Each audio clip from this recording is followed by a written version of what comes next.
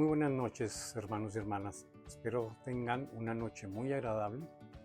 El día de hoy es un día que nuevamente la presidenta Claudia Sheinbaum volvió a torcer al naranjín, así como lo oyen, lo volvió a doblegar. Ya quitaron el 25% de aranceles para México en lo que es para partes automotrices, partes y refacciones. Pero ese es uno de los logros hechos por la doctora Claudia Sheinbaum y Ebrard. Han sido una mancuerna muy buena. Pero lo más importante que tenemos que ver aquí, hermanos, es que mientras en México está llegando mucha inversión extranjera porque le están abriendo las puertas, porque en México sí tienen la seguridad y la confianza de hacer negocios, mientras este criminal aquí empeñado a cerrar las puertas a todo el mundo y a seguir diciendo y mintiendo que todo está bien aquí. Todo es completamente falso. Completamente falso. Como se los dije en videos pasados, el día cero estamos muy cerca de que llegue, donde va a haber un desabasto total. E inclusive ya parte de eso ya lo acaba de admitir el naranjín. Como lo dijo, que ahora los niños en Navidad en vez de tener 30 juguetes, ahora pues se conformen con 2. Como se los decía anoche, al rato va a salir también que sí, para que no necesitamos tener 3 comidas al día, con una que tengamos es más que suficiente.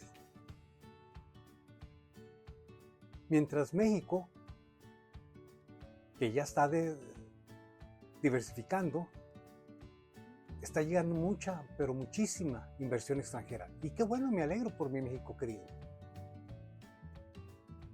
Porque ya era hora de que hubiera llegado alguien que realmente ama a su pueblo y trabaja para su pueblo, como la dama doctora Claudia Sheinbaum, que es un verdadero orgullo. Yo sí me siento muy orgulloso. ¿Por qué lo digo? Porque como se los he dicho antes, yo tengo familia en México y le tengo un gran amor a México. Eso no me hace ser menos o más persona que nadie. Y estoy muy seguro que ustedes también comparten lo mismo que yo. O el mismo amor que le tienen a su patria para todos los inmigrantes que estén aquí. Llámense venezolanos, cubanos, argentinos, chilenos, brasileños, para cualquiera. Ellos tienen un amor muy especial para su país. Y aunque uno no haya nacido en ese maravilloso país, sus raíces, todos tenemos esas raíces. Porque no olvidemos algo, hermanos. Estados Unidos nos robó Utah, Arizona, Texas, Nuevo México, California. Nos lo robó a la mala. Porque en ese tiempo eran unos matones y dijeron firmas. O firmas en este documento va a haber 2 cosas. O tus sesos o tu firma. Tú decides. Así es que, ¿de qué americanos hablan? ¿Hablan de emigrantes? Los que vienen acá a trabajar. Esta es nuestra tierra y siempre ha sido nuestra tierra.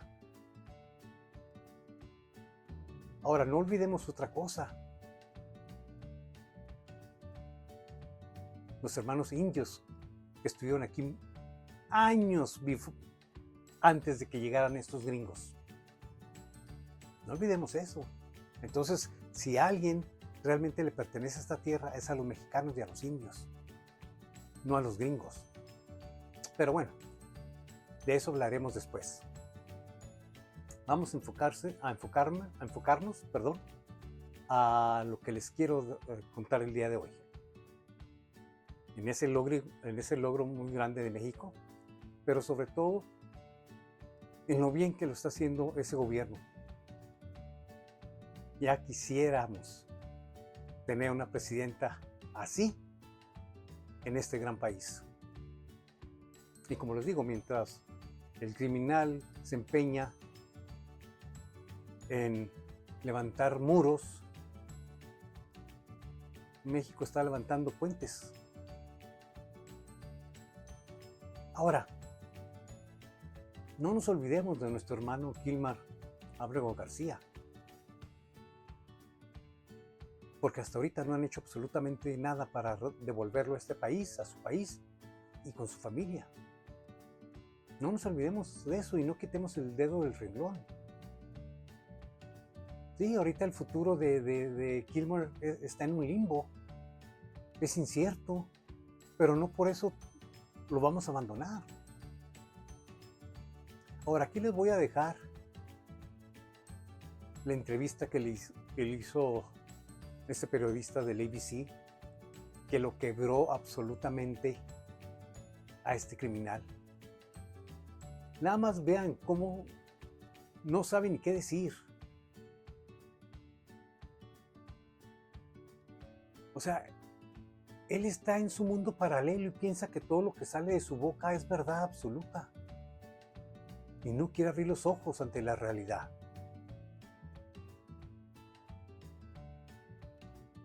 Aquí se los voy a dejar para que la vean.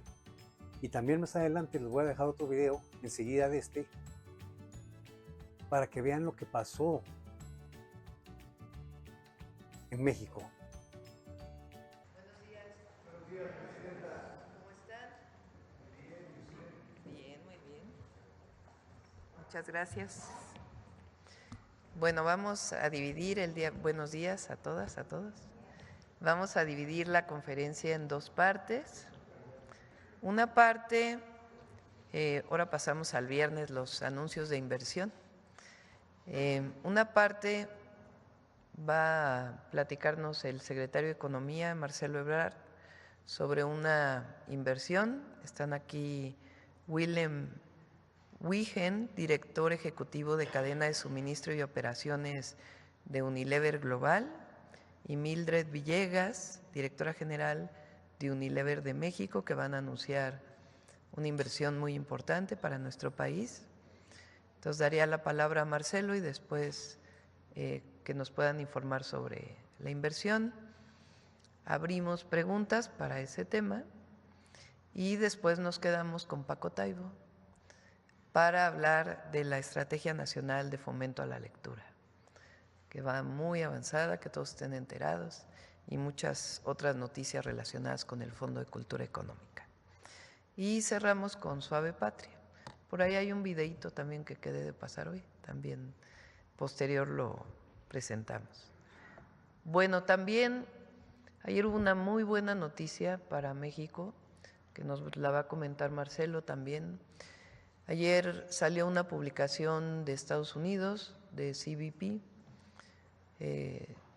en donde las autopartes mexicanas que se producen en México, las autopartes que se producen en México tienen 0 aranceles.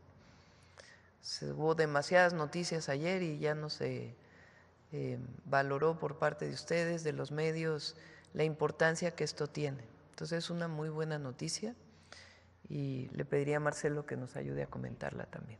Entonces le doy la palabra a Marcelo, luego a Unilever y luego preguntas sobre el tema y después nos quedamos con Paco. Adelante, Marcelo.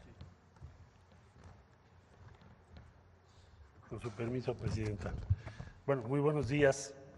Brevemente me refiero primero a la inversión, que ahora tú vas a explicarla. Que es importante el ubicar que estos anuncios de inversión se están dando en medio de un mundo con la incertidumbre que tenemos el día de hoy. Tiene un valor adicional el que las empresas estén decidiendo invertir en México. Significa que están viendo que el futuro de México va a ser positivo y promisorio, si no, pues no lo harían, ya lo dirán ellos mismos. Es una inversión por 30,000 millones de pesos. Unilever que es una empresa que ha tenido presencia en México muchos años, y lo van a hacer en varios estados de la República. Esto coincide con los objetivos que nos hemos planteado en el Plan México, por eso me pidió la presidenta que los invitáramos el día de hoy. Se van a adicionar empleos también, nos lo van a comentar ahora, nuevos empleos, nuevas inversiones, y respaldan pues el Plan México y lo que se ha propuesto para que nuestro país siga adelante. Había quienes esperaban que hoy estuviéramos en otro escenario, ¿verdad? Que estuviéramos en otro escenario, es decir, que estuviéramos en un escenario negativo, pero no. Ahí tienen ustedes la inversión que hoy se va a anunciar y pronto habrá otras adicionales. Respecto a las autopartes, yo diría que ha sido una de las principales preocupaciones de la presidenta Sheinbaum que a las autopartes de México se les dé el trato previsto en nuestro tratado con los Estados Unidos y Canadá. Quiere decir que no se les impongan tarifas, aranceles, y que podamos seguir exportando. Es una industria muy grande en nuestro país, es donde tenemos el mayor contenido nacional.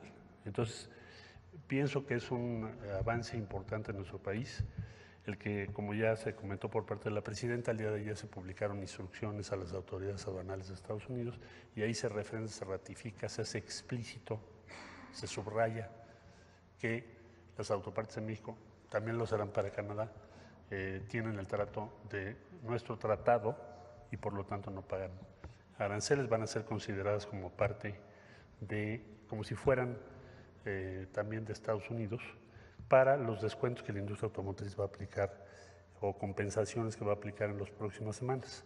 En esencia es lo que quiere decir lo que ayer vimos. Me parece una buena noticia, desde luego, para nuestro país y otro avance. Ahí vamos avanzando. Muchas gracias, presidenta. Prometí un documento, el cierre del tema del sexenio del 94 al 2000. Ya hoy cerramos eso.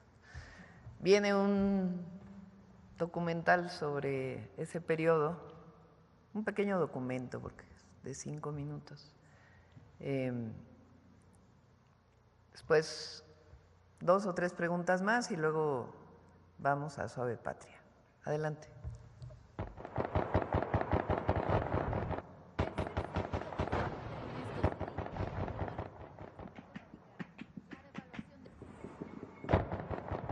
No tiene sonido.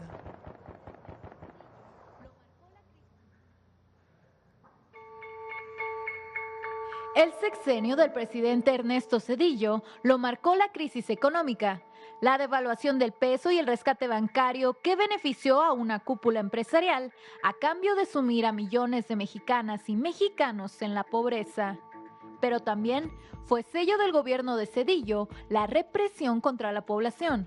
Movimientos sociales, liderazgos de izquierda, grupos insurgentes y civiles y cualquiera que se opusiera a las políticas de su administración. Con Ernesto Zedillo como presidente, ocurrieron en México represiones que generaron escándalos internacionales.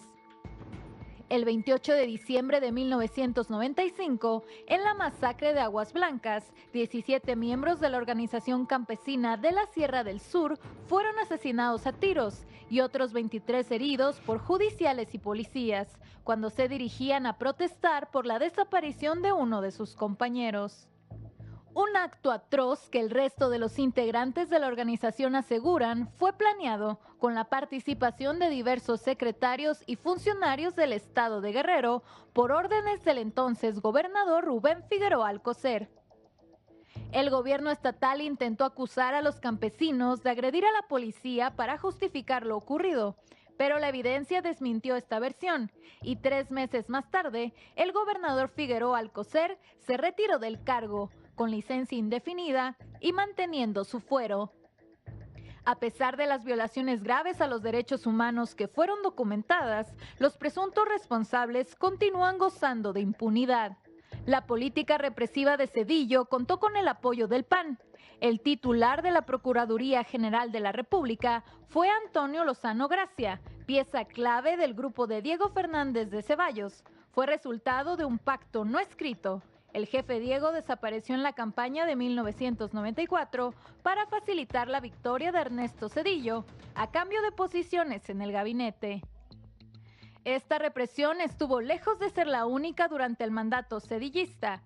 2 años más tarde, en la localidad de Acteal, en el municipio de Chenaló, en la región de los Altos de Chiapas, en el contexto del levantamiento zapatista, en el que las desapariciones y homicidios eran la norma, el 22 de diciembre de 1997, un grupo paramilitar disparó armas de uso exclusivo del ejército contra la organización indígena Las Abejas, mientras el grupo de indígenas tzotziles se encontraba orando en una ermita. La masacre se prolongó por más de 8 horas y dejó 45 muertos, entre estos mujeres embarazadas, niñas y niños, así como 26 heridos graves y víctimas que murieron por heridas con armas punzocortantes o disparos recibidos por la espalda. De nuevo, la administración de Zedillo, a través de su secretario de Gobernación, Emilio Schweifet, intentó deslindar al gobierno federal de su responsabilidad en la matanza, algo que fue desmentido, ya que, como el mismo Schweifet admitió, tuvo conocimiento meses antes del ambiente de violencia en contra de la comunidad de la región. Una omisión que le costó el cargo a Emilio Schweifet. La reparación o reconocimiento de la responsabilidad del gobierno en estos hechos no fue dada por Zedillo, sino hasta 2020, 23 años después de la masacre. En los años siguientes, los ataques en zonas predominantemente indígenas continuaron.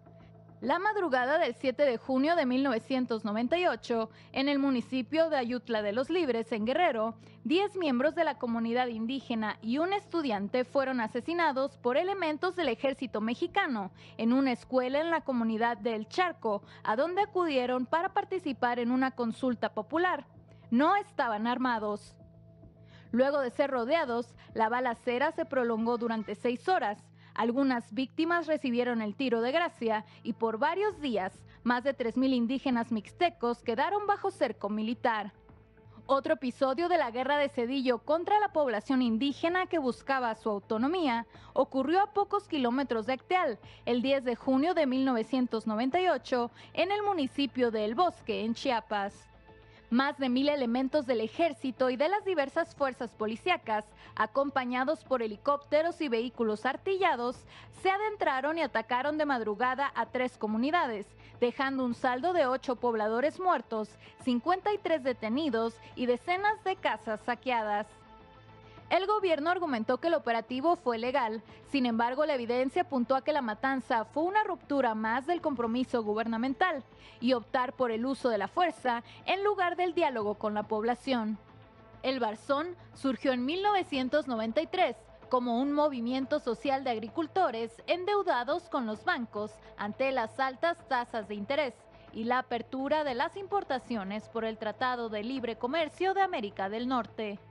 Inconformidades que, con el lema "Debo no niego, pago lo justo", estallaron en fuertes movilizaciones en distintos estados del país, a las que se sumó parte de la clase media afectada por la crisis económica. En la guerra social entre los deudores y la banca, Zedillo tomó el lado de los banqueros, reprimiendo las manifestaciones y promoviendo la ley Zedillo en contra de los deudores para proteger a los bancos y acreedores.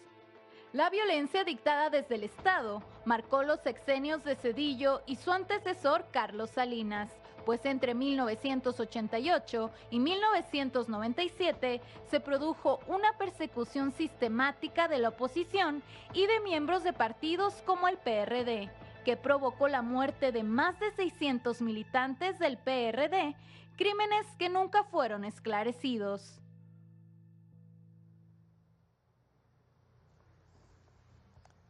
¿Por qué ponemos esto? Primero, para que, siempre lo he dicho, lo dijimos el 2 de octubre del 2024.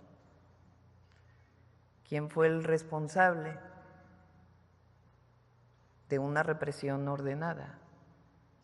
Pues el presidente de la República de entonces. Esto es solamente para que los jóvenes de nuevo conozcan el ambiente que se vivía en aquella época. ¿Por qué lo ponemos? Porque el debate hoy es el autoritarismo. Así lo quiso poner la oposición.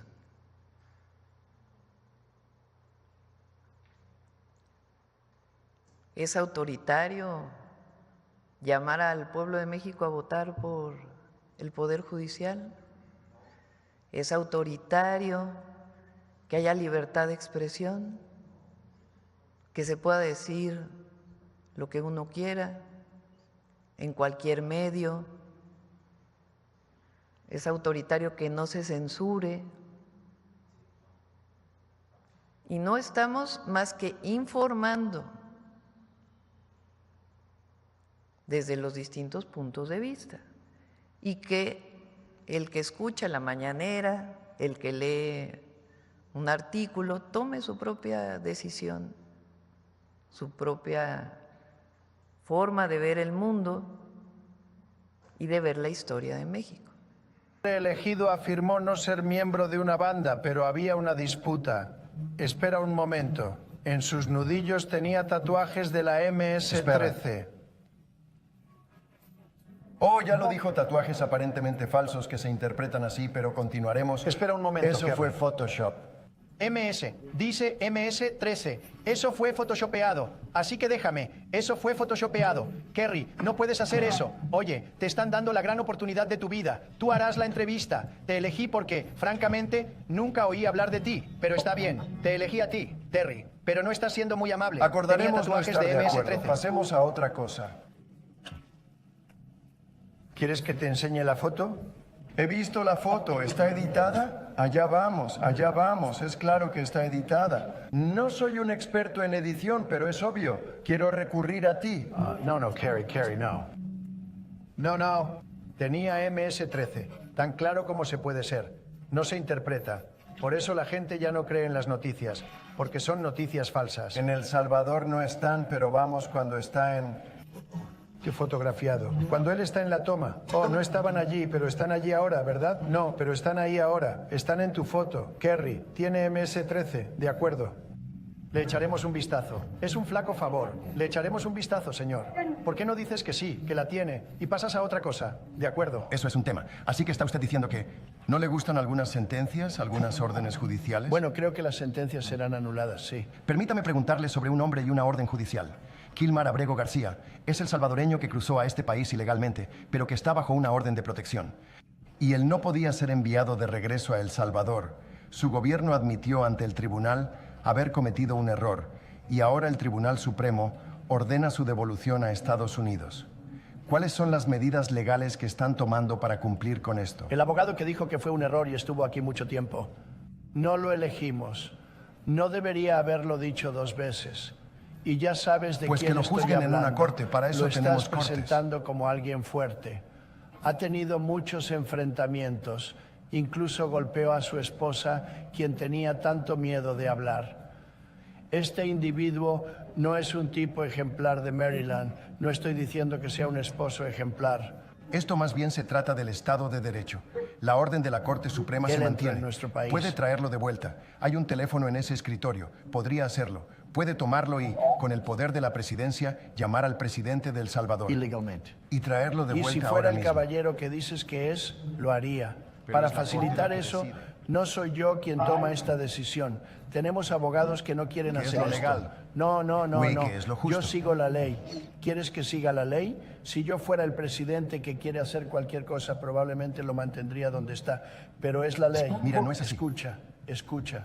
No. Usted es el presidente. Le pregunto, ¿la justificación para ir tras la gente que no le gusta?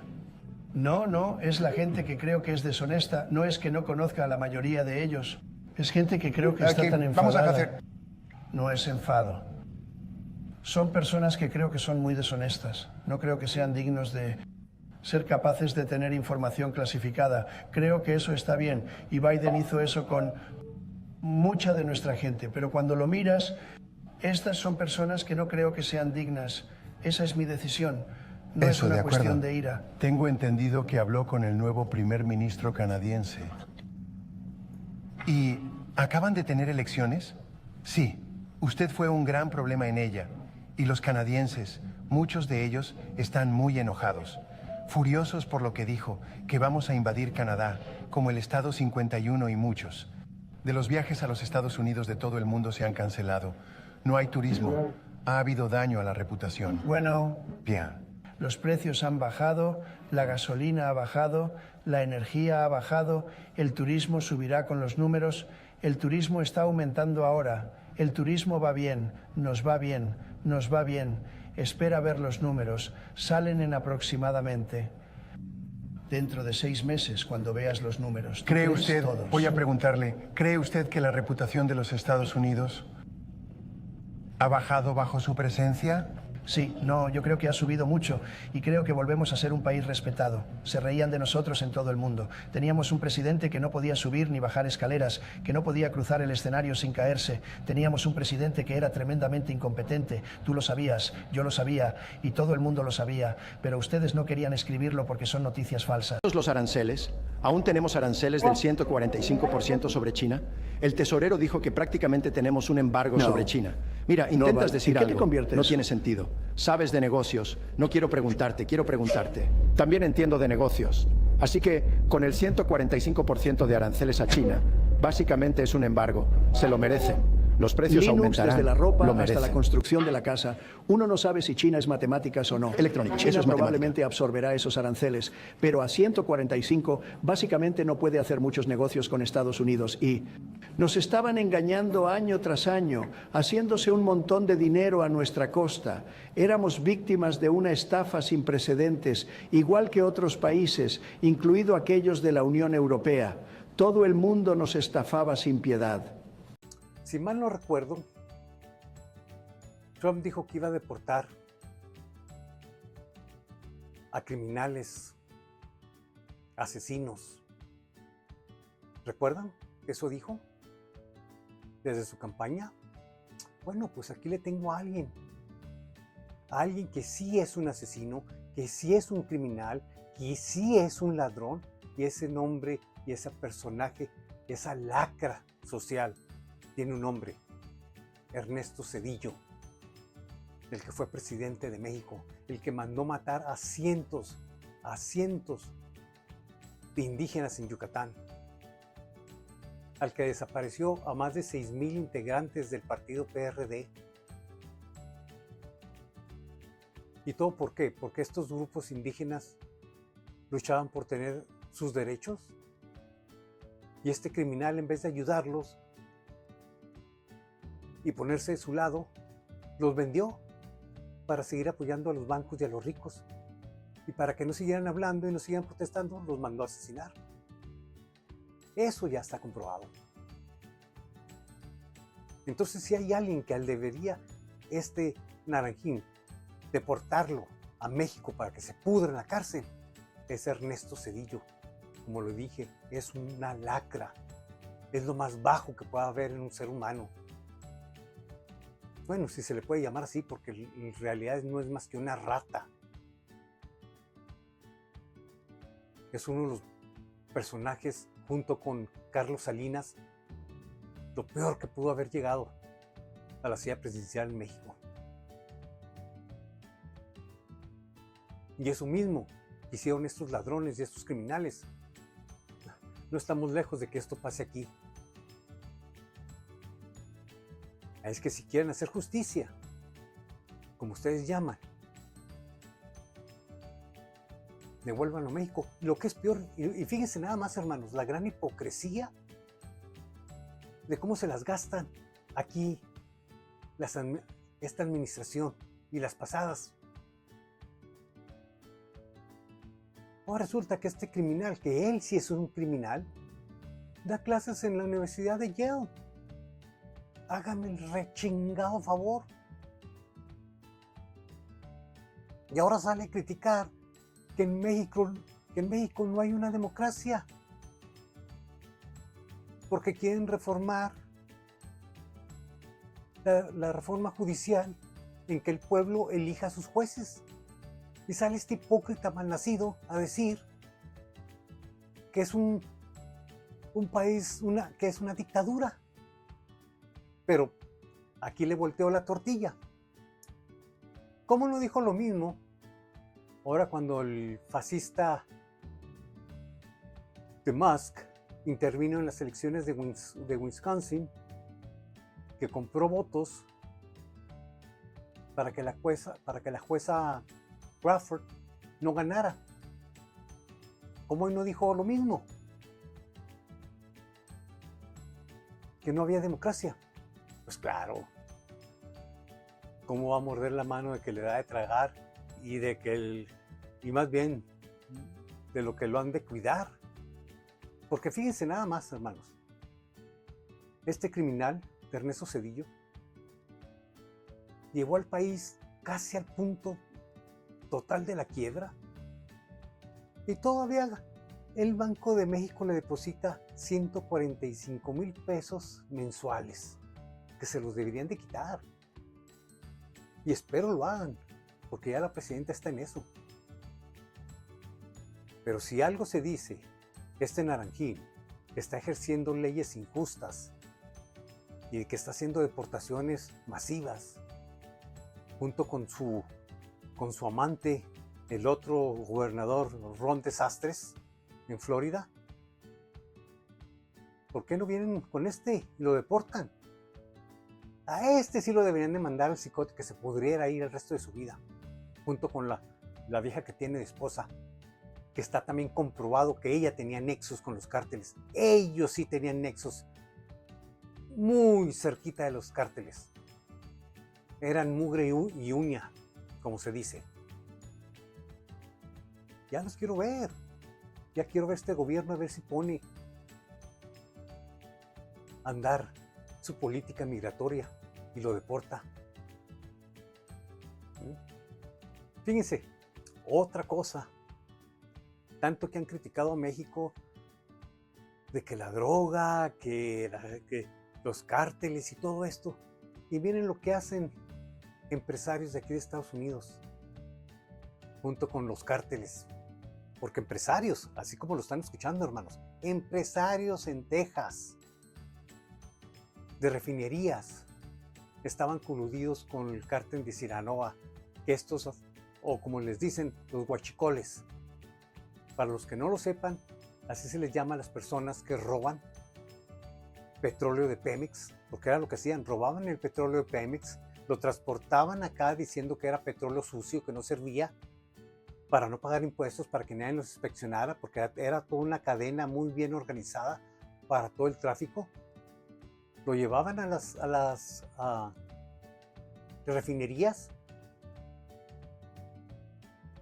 refinaban el petróleo, lo convertían en gasolina y luego lo vendían a México. Fíjense nada más, el juego tan sucio. No, pero aquí en Estados Unidos no, nada pasa. Aquí en Estados Unidos no se hace nada de esas cosas. Así como en la fiesta que hubo, no sé si se enteraron, hubo una fiesta muy grande donde había líderes del cártel de Sinaloa, de la MC-13, inclusive había militares del ejército americano gozando de la fiesta en grande y otros militares cuidando la fiesta. Pero de eso nadie lo habla. La prensa no lo dice. El único canal que lo sacó fue un canal de Detroit, donde estuvo esa fiesta. Pero eso no sale a hablarlo Trump, ni su megatonta Pat Bundy, o el mafioso del Cash Patel. Eso no lo salen a decir. Que había fuerzas especiales de Estados Unidos cuidando estas megafiestas donde se traficaban mujeres, droga y armas. Eso no lo dicen, ¿verdad? No, si toda la culpa es de México, de Canadá, de China.